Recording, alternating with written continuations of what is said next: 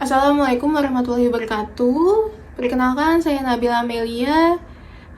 Pada hari ini saya ingin mempresentasikan sebuah kebijakan pemerintah mengenai penanggulangan dan pencegahan merebaknya varian COVID-19 Omicron yang sudah masuk di Indonesia.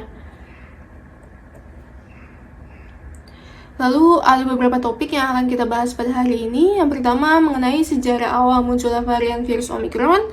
Yang kedua mengenai perbedaan virus Omicron dengan Delta.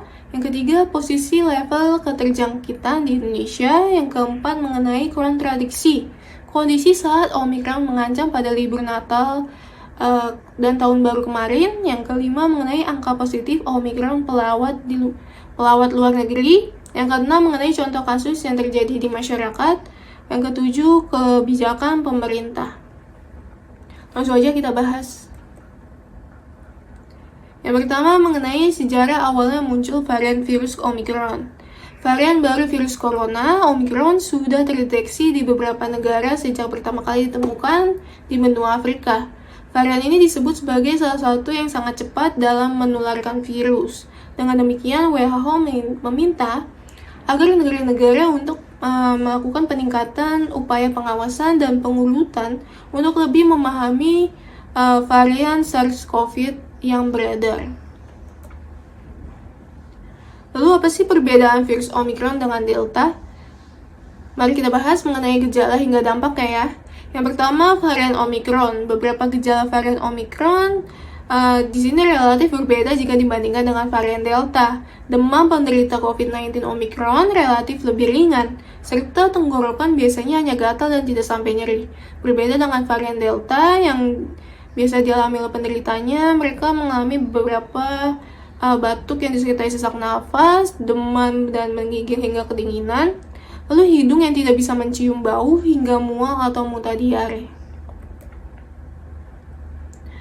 Lalu mengenai posisi level keterjangkitan di Indonesia, sebanyak 254 kasus COVID-19 varian Omicron terdeteksi di Indonesia. Menurut laporan New Note, hingga 5 Januari 2020, angka ini menempatkan Republik Indonesia sebagai kasus COVID-19 varian Omicron tertinggi ketiga di ASEAN. Sejalan dengan meluasnya varian Omicron, data Satuan Tugas Penanganan COVID-19 mencatat kasus COVID-19 naik selama 4 pekan berturut-turut di DKI Jakarta dan Kepulauan Riau. Kontradiksi kondisi saat Omicron mengancam pada libur Natal kemarin dan Tahun Baru. Mobilitas masyarakat Indonesia ke mall saat libur Natal 2021 melesat naik 21%. Kedatangan Omicron tersebut cukup sangat mengkhawatirkan karena bersamaan dengan liburan Natal dan Tahun Baru 2020, pemerintah memang sudah mengonfirmasi bahwa COVID-19 varian Omicron sudah masuk di Indonesia. Lalu berikut jumlah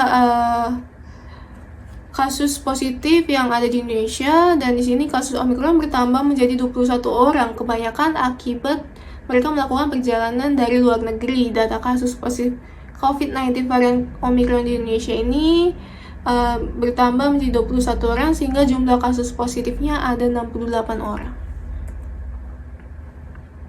Lalu Menkes sebut pasien Omicron kabur sempat terkonfirmasi negatif. Berikut adalah contoh kasus yang sempat terjadi mengenai virus varian Omicron ini. Yang pertama, Menkes berbicara mengenai Budi Gunadi Sadikin mengungkapkan pasien tersebut sempat dinyatakan negatif pada awalnya, lalu pasien mengajukan permintaan untuk pulang melakukan isolasi mandiri, namun setelah 5 hari kemudian hasil tes menyebutkan bahwa perempuan tersebut positif Omicron.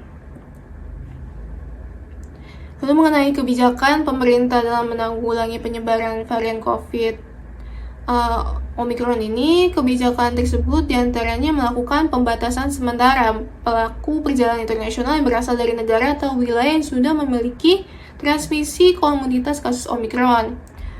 Lalu biasanya wajib melakukan PCR maksimal 3 kali 24 jam dan melakukan karantina selama 3 hingga 14 hari.